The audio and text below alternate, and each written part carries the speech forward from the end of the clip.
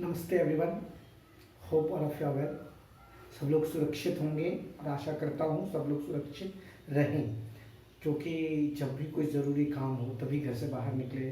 Otherwise you know very well this corona day per day the number of cases are increasing. So that's why my humble request to each and everyone, please stay at home, stay safe. Now today actually many of the parents and students are asking about, sir, what is this new education policy 2020? Means NEP, new education policy, NEP 2020. Actually, you know why this new education policy has been adopted? After the 900 teachers collection that they had given the vote in the supporting that, yeah, there must be a new education system. Why new education system? To change some policy what we were in the old times. हम पुराने समय में कैसे थे? याद है आपको जब इंग्लिश की कोई वैल्यू ही नहीं थी, तो उस समय में मतलब हमारे यहाँ से स्कॉलर्स निकलते थे।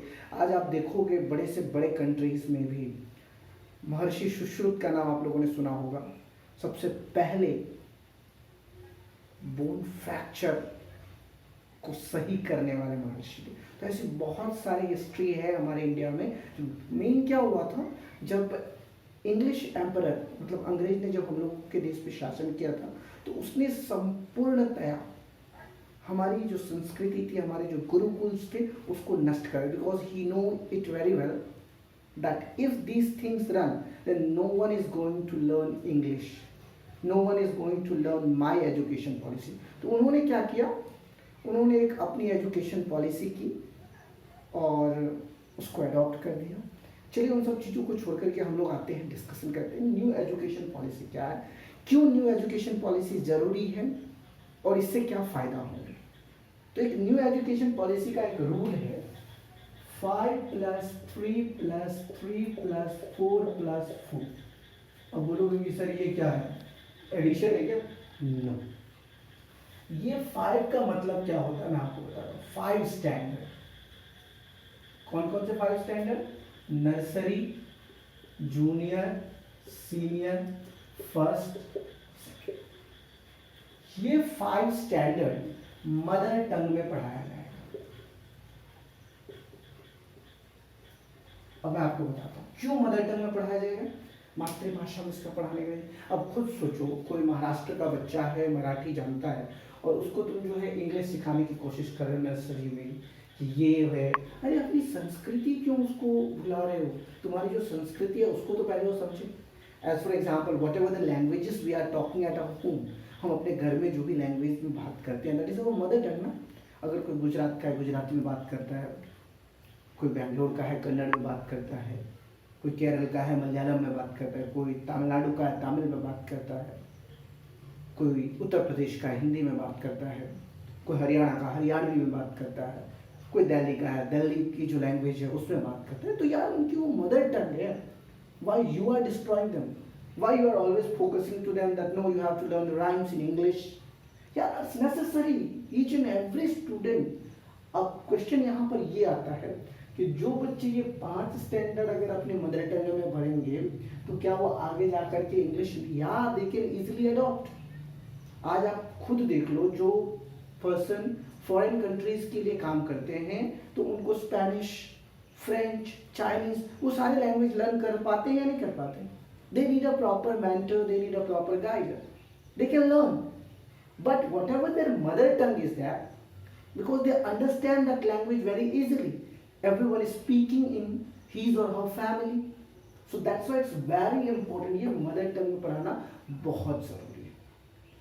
उसके बाद आ जाइए आप यहाँ पर 3rd, 4th और 5th, 3rd standard, 4th standard and 5th standard. ये आपका बेसिक है।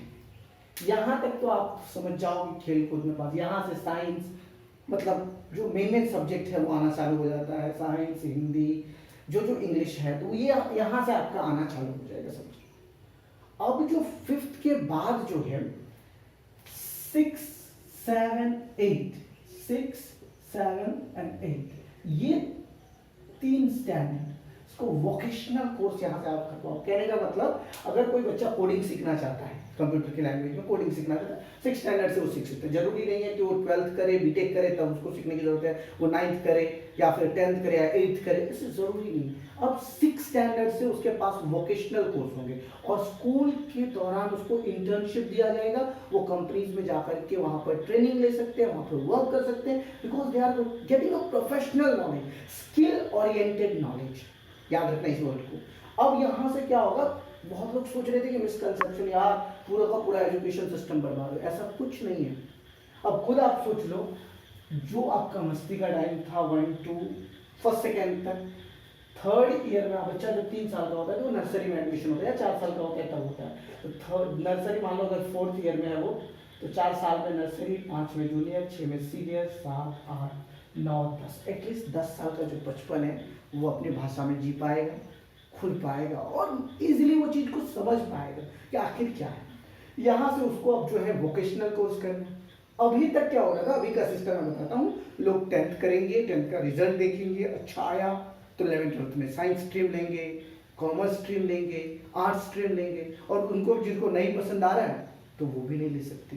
तो ये जो है, अभी आप इस चीज को समझने की कोशिश कीजिए। अगर कोई बच्चा, अब जो नया एजुकेशन पॉलिसी अभी अगर संसद भवन से बिल पास हो गया, राज्यसभा से पास हो गया, तो इजीली ये 2021-22 में भी लागू हो सकता है। अदरवाइज 22nd मतलब 2022 से जो 23 का जो सेशन होगा वही होगा। अब देख लीजिए, मेन जो हमारी संस्कृति, हमारी परंपरा थी, वो चीज पर हम आते हैं। यहां तक आपने देख लिया कि बच्चा 6 स्टैंडर्ड से वोकेशनल कोर्स कर सकता है। जिसको आईटी में इंटरेस्टेड है, इंफॉर्मेशन टेक्नोलॉजी में जा सकता है, जिसको आर्किटेक्चर में इंटरेस्टेड है वो यहाँ से कर सकते हैं। मतलब 6 स्टैंडर्ड से वोकेशनल कोर्स चालू। अब आप समझ सकते हो, जो बच्चा 10 साल 12 साल का है, now he is able to think about his career. अभी भी सोचता है, बच्चे को पूछोगे ना क्या बनना है तो इंजीनियर बनना है, डॉक्टर बनना है, बता देता है, लेकिन यहाँ से उसके पास अब एक नया रास्ता मिल गया। ये फाउंडेशन रास्ता आप इसको कह सकते हो कि मुझे जिस स्ट्रीम में जाना है तो यहाँ से मेरा बेसिक चालू हो जाएगा, आगे हम उसका मास्टर करेंगे। अब ये 4 जो है, ये 4 9 से लेकर के 12 तक है। इसमें 9th के 2 सेमेस्टर, मतलब हर क्लास के 2-2 सेमेस्टर, 2 सेमेस्टर्स ईच। पहले क्या होता था, मतलब 10th का जब बोर्ड आएगा तब हम पढ़ेंगे और तब जाकर के अच्छे रिजल्ट लाएंगे, मतलब 10th में पढ़ना है। अब ऐसा नहीं, अब आप 6 स्टैंडर्ड से पढ़ोगे, और पढ़ोगे भी तो कैसा पढ़ोगे, स्किल ओरिएंटेड पढ़ोगे। स्किल ओरिएंटेड कहने का मतलब समझ जाओ कि 75% या 60% आपको थ्योरेटिकल होगा एंड 40% आपको प्रैक्टिकल्स दिए जाएंगे। तो ये सबसे बड़ा एक बेनिफिट हो गया 6, 7, 8 वाले स्टूडेंट्स को, जब लोग एंजॉय करते करते सीख सकते हैं काम, मतलब कैसे अर्निंग किया जाएगा, कैसे स्किल डेवलप किया जाएगा, वो 6, 7, 8 में।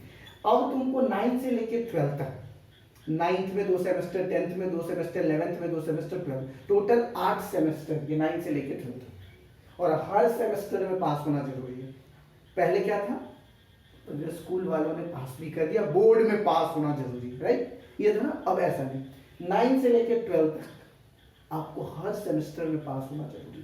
अब आ जाइए 12th स्टैंडर्ड के बाद, जो ये 4 ईयर की जो डिग्री है ना, इसमें जब आप 12th के बाद जब ग्रेजुएशन में एडमिशन लेंगे तो ये ग्रेजुएशन टोटल 4 ईयर का होगा। चाहे जिस फील्ड में आपने ग्रेजुएशन, बीटेक करना चाहते हैं, बीएससी, बीए, बीकॉम, और इसमें क्या है कि पहले ये था कि साइंस वाला कॉमर्स नहीं ले सकता है, कॉमर्स वाला साइंस नहीं ले। अब आप यहाँ से जंप कर सकते हो। जैसे मान लो कोई बीएससी का बंदा है और ये बीएससी वाला चाह रहा है कि मैं आर्ट्स ले लूँ सेकेंड ईयर में, पॉसिबल है। 1 ईयर की डिग्री आपको साइंस की मिलेगी, अनदर ईयर की आर्ट्स की मिलेगी। होता है बहुत लोग देखना, पहले आर्ट्स ले लेते हैं, फिर उनको लगता है कि नहीं यार साइंस लेना चाहिए।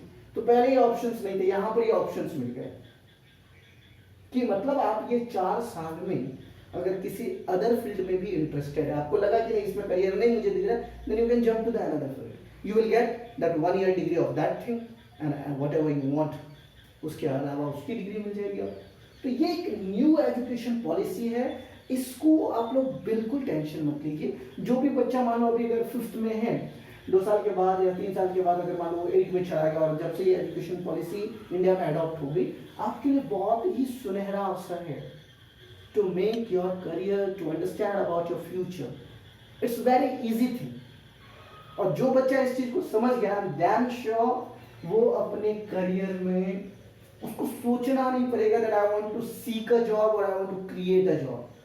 वो ढूंढेगा नहीं, वो हो सकता है वो क्रिएट कर दे, बड़ी बड़ी सॉफ्टवेयर कंपनीज क्रिएट कर दे।